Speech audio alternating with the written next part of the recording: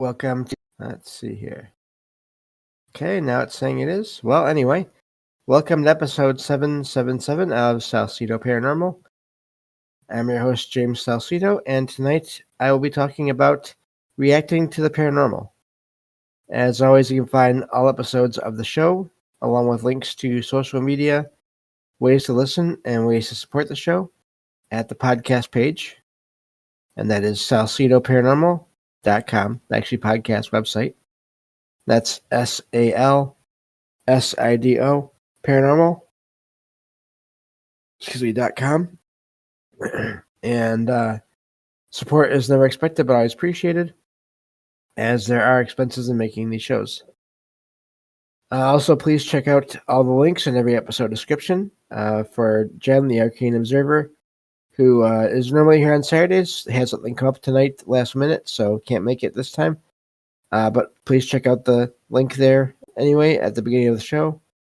And for her channel and her previous shows.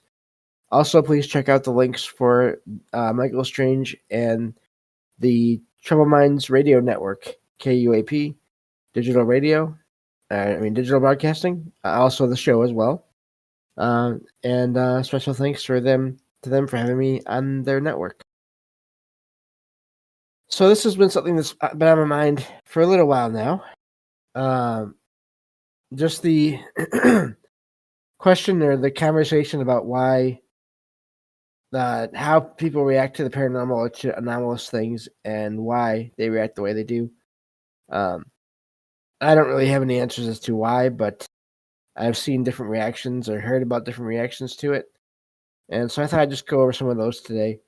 This is probably going to be part 3 of the last couple of shows I just recently put out the last 2 days here. Paranormal patterns, now that I think about it, since it's just me tonight. And because I went over sort of my thoughts before on all things paranormal and explained, all those things, from when I first started to where I'm at in more recent days. And this is inspired by one of Michael Strange's shows, one of Trouble Minds Radio, their shows there. In that, it just makes me wonder how why exactly there are some people that when they have an experience they just shut down, and it's not a put down on them at all.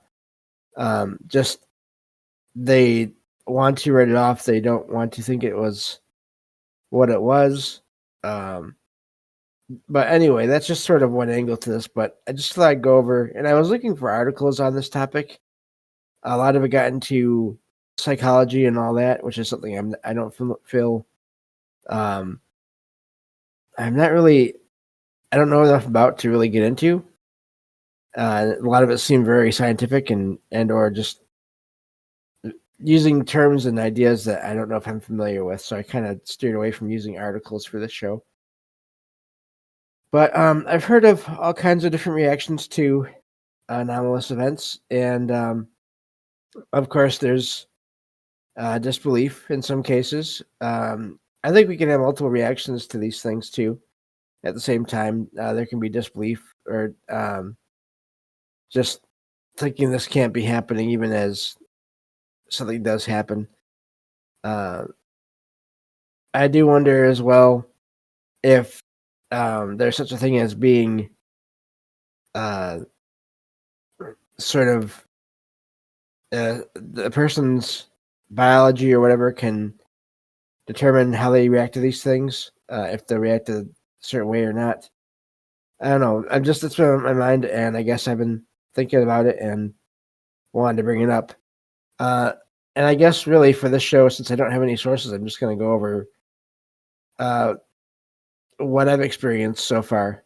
And when I had my first several experiences, I didn't know anything about tropes of what paranormal activity should be, what anything ghost or any of those things should be.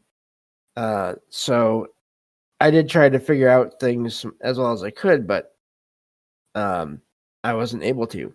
And so, especially again with the first sighting I had that I described in a previous show, where my cousin and I were both seeing just the head of an older woman above a clothesline that had a sheet hanging from it, but we did not see any feet on the floor.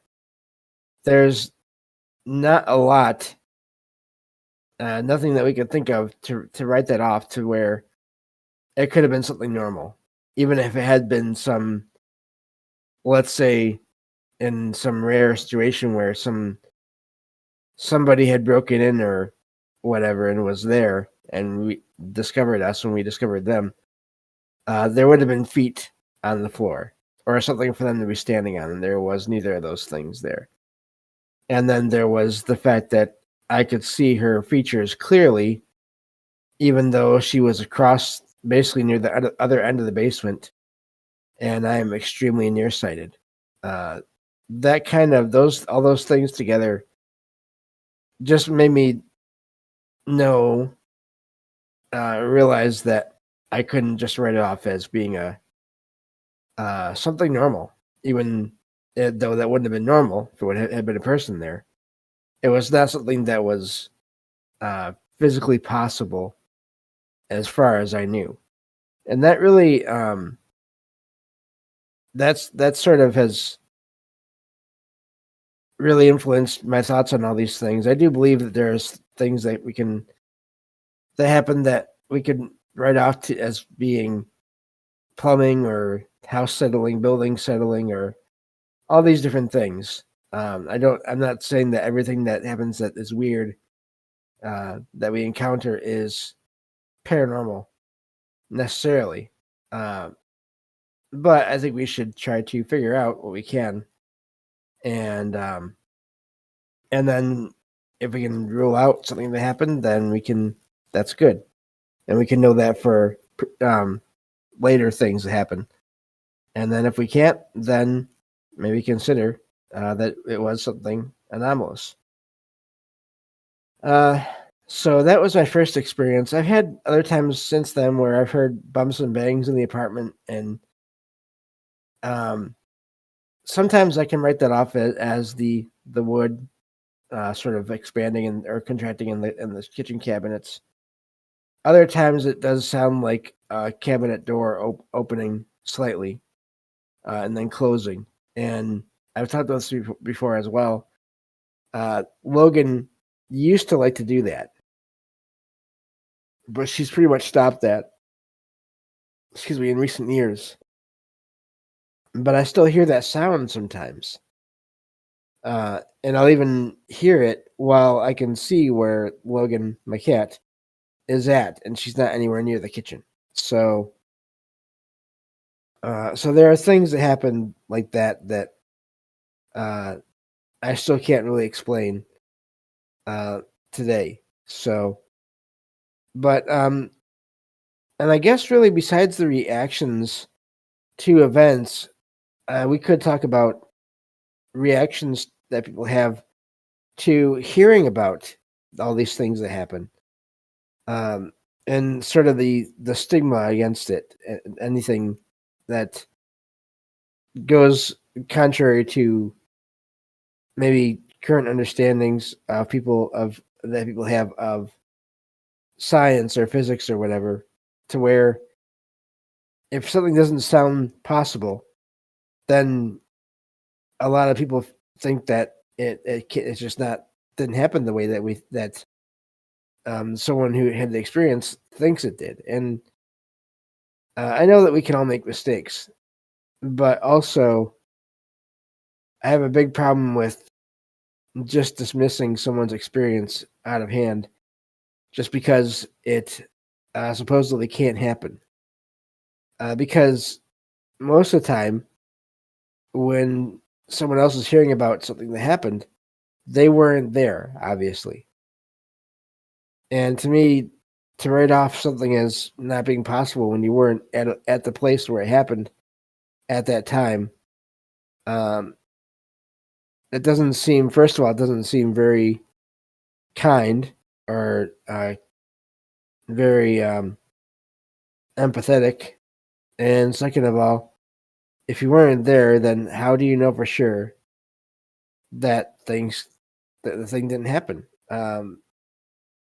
There's, if you look at just in general, all the things that have been discovered over time, in terms of discoveries of creatures, animals out in nature, in terms of what's out there in space, in terms of just science in general, things that are discovered are things that are sort of researched, and something that was that a thought that people had about any given thing before could suddenly be changed by new evidence or new experiments or whatever the situation may be, um, that show that maybe things aren't the way that we thought they were.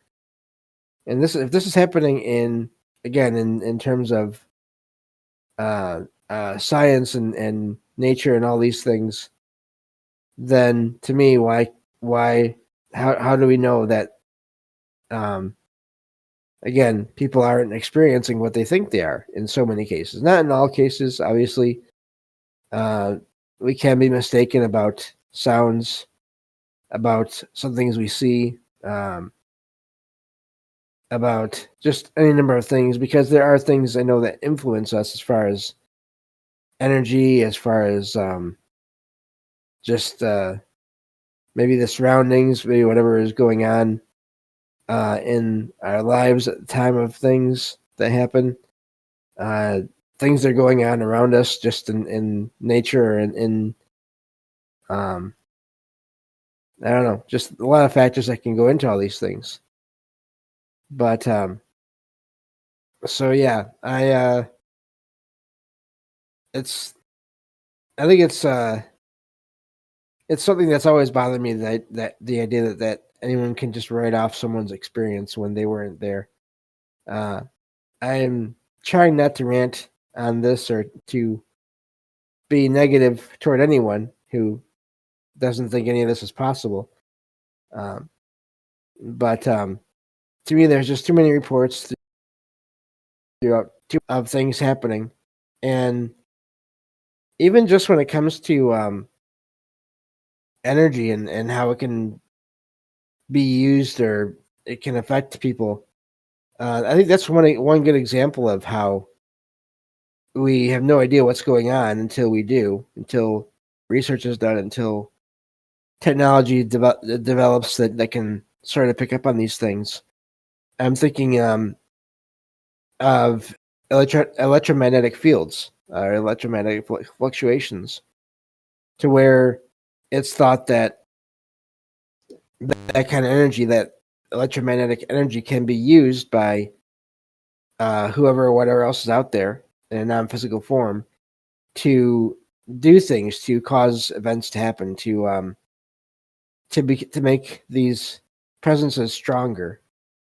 But then you have the flip side to that, in places where the wiring or the building and the circuits or the wiring basically in a building is not shielded right or not set up right, to where there's more energy coming from all the wires and the outlets and the devices that are in a building. There's too much energy coming from them, and it can cause people to feel like they're being watched, to feel uh, uneasy, even have skin irritation along wherever the energy is hitting them. So there's these things that are out there where there's two sides to the one thing.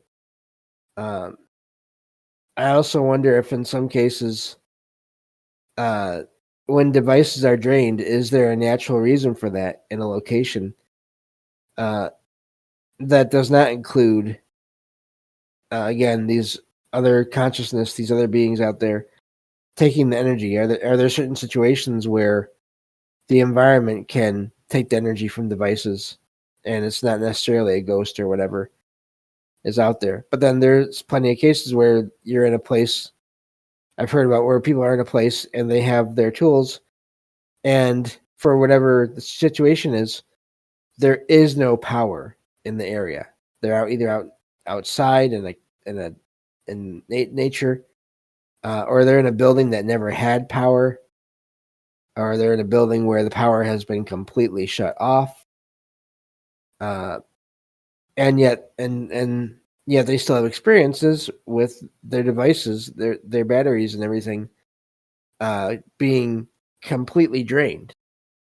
So just all things to consider when it comes to anomalous events. And and then that's really, I don't know. I know I'm sort of rambling a lot on this tonight because I didn't really know what I wanted to talk about with this.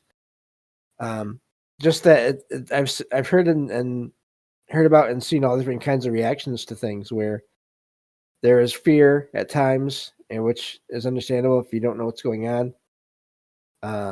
There's sort of an interest, which can also be good or bad depending on how far you want to take this. If I've heard of cases of people literally spending all their time trying to get recordings of voices on audio devices, and that becoming their main focus in life in general. Even some cases where people just are always trying to make contact with whoever else or whatever else is out there, and affecting them. They're affecting their state of mind to a negative way, to degrees where they don't do anything else in life, where they don't want to, and it's almost takes over in a way, and they never quite get the evidence they want, or they think they're getting all kinds of evidence, but they don't know what to make of all of it. And that can be dangerous too. I don't think it's ever good. Extremes are never good. I don't think in anything, even when it comes to all these things that we talk about in these shows. As far as trying to find evidence of things, trying to have experiences constantly, 24/7 or whatever. I've said before on shows where I've been on shows as a guest, people have asked if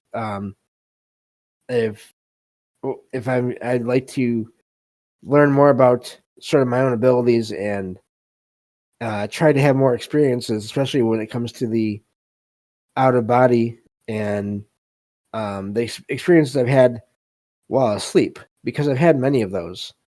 And I've said no, because most of the time when I have those experiences, once they're done, they take up almost just as much energy while I'm wherever I'm at as I would use being awake in day to life. So I don't always get the best sleep when I'm having those experiences. And just for an example of what I'm talking about here, since I did sort of go over last episode, a couple of my experiences, a lot of my experiences have it happened while I was sleeping. I do think dreams and sleeping are sort of a nexus or a gateway to other kinds of experiences. I've had one time several years ago where I found myself, after I went to sleep one day, I found myself in the basement of the house that used to belong to my aunt and uncle. And there was all kinds of belongings there. There was a couple of bags, paper bags on the floor with things. And I even remember I picked up an envelope somehow from a bag that was there. Because at first I didn't realize I was having an out-of-body experience until I realized I was picking it up and I was conscious of what I was doing. And I put it back down. And I could hear voices from above me on the ground floor. I also noticed that there was light coming in from outside, because the basement had windows near the ceiling. And of course, I had fallen asleep during the day, so it was daytime. And I could hear people talking, but I didn't recognize the voices. But I was curious, so I actually went around to the stairwell leading up to the ground floor, and I went up the stairs and I got to the door when it was closed, and I was going to go through and see what the house looked like there in the daytime, because I'd had previous experiences there where I'd had out of body experiences and found furniture all around the house that I didn't recognize. And then one time I went there out of body again. These are all experiences I have that I never plan on. I don't do intentionally. But I'd been there one time and there was no furniture in the house. But this one time I went there and I was hearing the voices and I could hear them better as I got to the ground floor. And I was going to go into the rest of the house, open the door and if I could, or pass through it if I could, and just wander around the rest of the house. But I stopped at the door because I was thinking, I realized these are people and I don't know them and they don't know me. And what am I going to look like or sound like to them if I show up? Am I going to completely freak them out? I didn't want to do that to anyone. And so I ended up just staying there at the door. And I don't even remember now what I heard, what the conversation was. It was just voices somewhere else on the ground floor. I could hear a couple of voices, but I couldn't make out what they were saying very well. And I just stayed there at the door until everything faded. And whenever it does that, it's usually as if I'm getting tired, and which is ironic because I was sleeping, but I'm getting tired and everything fades to darkness, and then I wake up later on. And again, after those experiences, I'm usually tired. At least I'm usually I'm not extremely well rested. I didn't get a great night's sleep because I was busy. I was still using energy somehow, having that experience.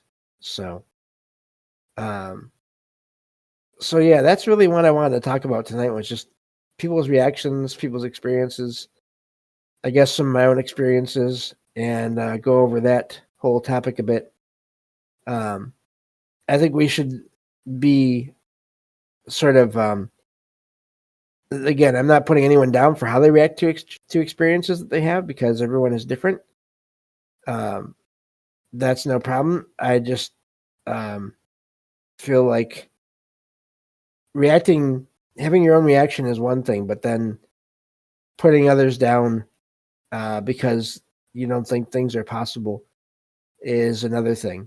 And even if you think that, that's fine. Everyone is welcome to their own thoughts and opinions, as long as it doesn't hurt anyone else. And I think part of that is, as long as it doesn't hurt anyone else, is telling someone that you have no idea what you experienced. You're obviously mistaken, because that can't happen. It doesn't do any good to do it in that way that is completely dismissive of whatever they experienced. Even if they're wrong, it's still not going to help, I don't think. So anyway, that is I think that's a good place to end it. We can even make this a radio show, a radio linked episode here, and end it there. So thank you all for listening, and I will talk to you all next time on Salsido Paranormal. Take care.